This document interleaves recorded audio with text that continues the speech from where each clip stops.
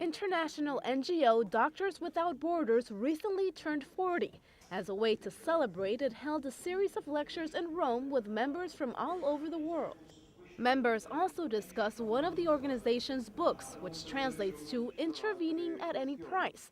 It deals with the three principles it tries to deal with when offering help. They include independence, being neutral, and impartial. The aim of the conference here is to explain the principles of independence and impartiality, so it means not taking sides. And these principles are very important in conflict areas like Afghanistan or Pakistan or Somalia. Actually, independence is very important for us to be able to negotiate with both sides, to be able to cross front lines and provide assistance in conflict. It began with a small office in Paris, and now the organization has even won a Nobel Peace Prize. Its members have witnessed some of the most dramatic situations in the last few decades. Disasters like the 1988 earthquake that hit Armenia, killing roughly 100,000 people. In addition to helping out with natural disasters, the group also helps victims involved in armed conflicts. Oftentimes, the risk is high, and sometimes members even risk their own lives. The most significant was a 1994 genocide in Rwanda that resulted in the death of 258 workers from Doctors Without Borders.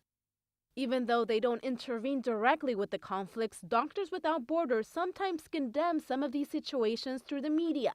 The problem arises when they say the media doesn't report on the situation. If you were to ask people in the street, like here outside in Rome, which country has invaded another country in the last 3 months, nobody would tell you that it's Kenya that has actually sent troops into Somalia, and this is what's happened. And I'm not making a judgment on that. What I'm saying is you're right that the situation in the Horn of Africa, particularly in Somalia, and the conflict there is escalating, and the situation for the population is really dramatic, and there's very little news and very little reporting about it. It's a forgotten crisis.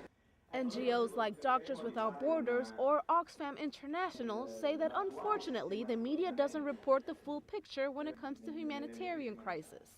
The important thing about journalism is an independent scrutiny of a story, and it's really important that journalists are independent from the sources of their stories so that they can give an independent view for the public of what is happening in the world. So they should be independent, they should stick to ethics, journalistic ethics, and the more that journalists that do that, the much better picture the public will get.